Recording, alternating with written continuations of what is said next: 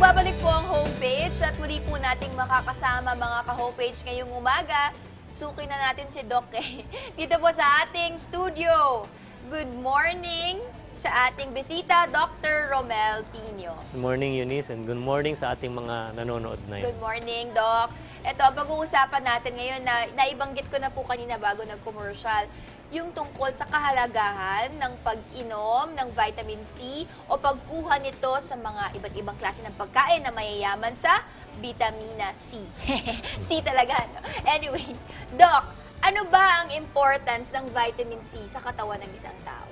Yung vitamin C, hindi tayo mabubuhay without taking vitamin C as food or as supplement. Yung vitamin C, kung kailangan natin, dapat supposed to be meron sa katawan natin. But unfortunately, nawala during evolution, nawala sa atin yung isang enzyme sa liver to produce vitamin C. So, we need to take it in as food or as supplement kasi hindi tayo makaproduce ng sarili natin. We don't produce our own. Yes, Alright. oo. So, pagka marami tayong vitamin C, ang number one role niyan is yung antioxidant siya. Okay. And napag-usapan natin before that to be healthy, you have to have high level of antioxidants. Okay. And Is there a specific level of antioxidants in the body that we need o hindi naman? Depende. Is there a way to measure that even? Well, depende sa lifestyle natin, depende sa exposure, the diet, which means the more toxins we have, the more waste material we have inside, we should have more antioxidant. So ito mga pollution na to, Doc, iyan ay mga free radicals. Yes, oo. So, Smoking. so the more you're staying in the urban area, the higher you would need the level of antioxidant. Oh. The more stressed you are in work, the more antioxidant you need to. Okay, so you're saying that vitamin C is an antioxidant, Yes. di ba?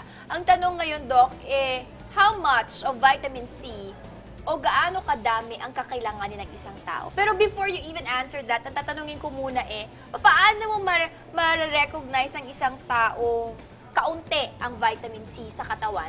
Para po sa ating mga manonood, pwede ito signs and symptoms of lack of vitamin C in the body. Yung mga signs and symptoms nito, unang-una, parang lagi kang pagod, nanghihina, yung memory mo medyo humihina, Okay. yung resistance mo sa mga infection, madali kang magkaroon ng sakit, no? Oo. Yung wound healing mo, yung pag may sugat Yun, ka, I was gonna ask that. matagal gumaling, no? Yung proseso ng paggaling. Yes, so if you're going through operations or tooth extraction, maganda may high-dose vitamin C ka para better, yung faster ang wound healing. Okay. And then it also helps you detoxify your liver, Okay. no? Tapos pag may kinakain tayo na hindi maganda, like maraming chemicals, pati yon nadidetoxify ng vitamin C sa ating bituka. Alright. So hindi nakakapasok sa ating katawan. Okay. Now, you said merong dalawang paraan, Doc, ng pagkuha ng vitamin C, di ba? Yes. Either through food that we eat or through supplements. Before we get to supplements, Doc, ano-ano bang mga pagkain ang mayayaman talaga sa vitamin C? Practically all vegetables na fresh, ibig sabihin uncooked vegetables, and yung mga fruits. But sabi natin, May color ba ng fruits yan, Doc, na dapat hanapin namin na pag gantong nasa yellow color, rich in vitamin C? not necessarily the Yung mga color, citrus, hindi but naman. it's known na pag citrus, talagang marami silang antioxidant, vitamin C, no? But of course, hindi lang citrus fruits pati yung mga ibang prutas at saka yung ibang gulay, marami rin. So that's why ang recommended natin, eat yung may variety yung ating gulay at ang prutas para naman di nakakasawa din. Correct, correct. Now, kung hindi sapat yung nakukuha nating vitamin C mula dun sa mga prutas at gulay na kinakain namin, Doc, anong klaseng supplement ang dapat naming hanapin? Vitamin C supplement. Sa market, dalawa ang klase, no? Yung ascorbic acid at yung non-acidic form ng vitamin C, which is the sodium ascorbate, ang aming mostly ginagamit. Yung ascorbic kasi maasim sa tiyan, so kailangan mong inumin siya ng may laman. pagkain. Oo. And then, kung maasim sa tiyan din siya, hindi ka rin pwedeng uminom ng high dose nun. Oh. Okay, so Ano mangyayari? Pagka, mag-aasim ang tiyan mo, sasakit sa yung sikmura mo. tinatawag na sinisikmuraan. Yes, oo. Or Tapos, hyperacidity, parang then gano'n. kung may ulcer ka pa, hindi mo maiinom ang ascorbic Okay. dahil maasim sa tiyan So if you take the ascorbate, which is the non-acidic form, kahit hindi ka kumakain, pwede mong inumin siya. But of course, you have to eat, no? So, whether you want to take it during meals or after meals or before meals, Yes. walang problema siya.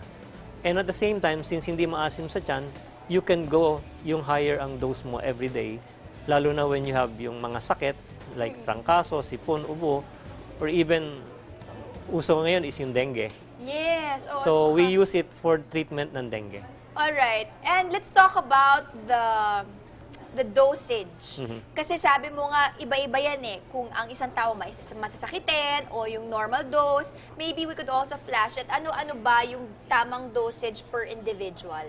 Yung sa mainstream medicine, when talking of mainstream medicine, ang recommended niyan at least 500 milligram no, a day. But when it comes to the real need of the body, Yes.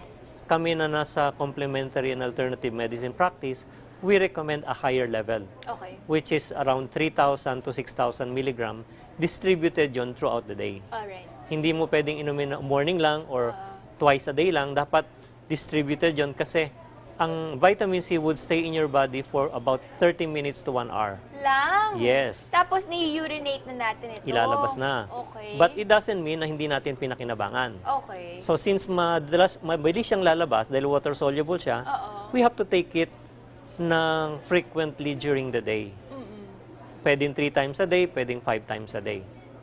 Okay, so pag may mga sakit tayo, we go up to 6,000. Uy, okay.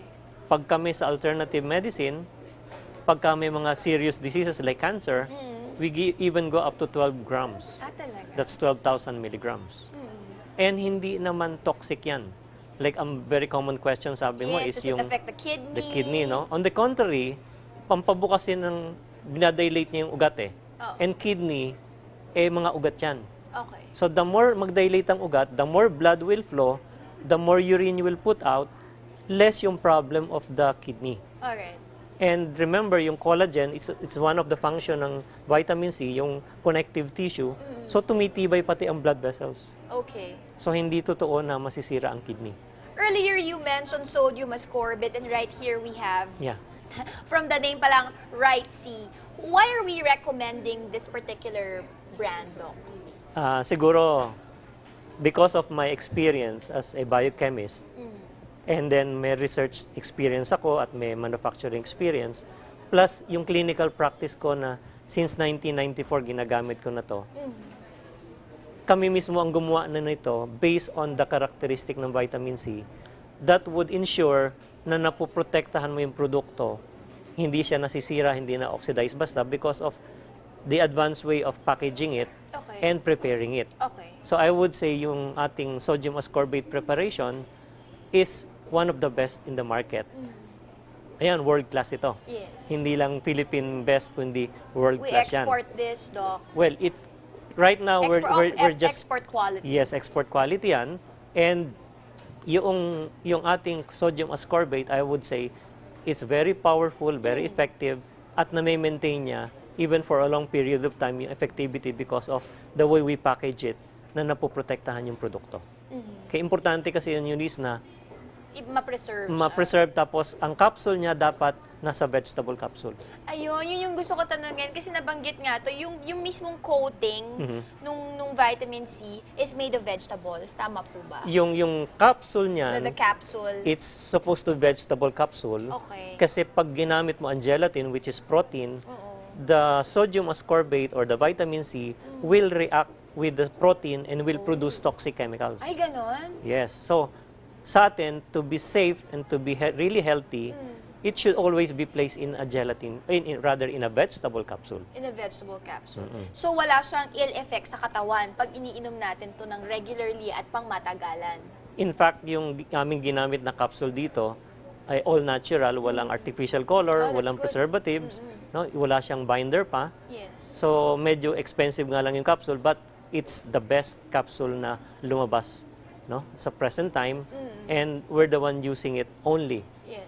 Okay? Kaya nga, sabi ko, it's world class kasi nga, alam ko ang nagiginawa namin dito is really to make the product the best. Correct. And you need an expert to be able to do that. And you yourself, Doc, you're an expert already. So, okay, I'm gonna get na later. Thank you so much, Dr. Tino, sa inyo pong oras at sa pagbisita po sa aming programa. Maraming pong salamat.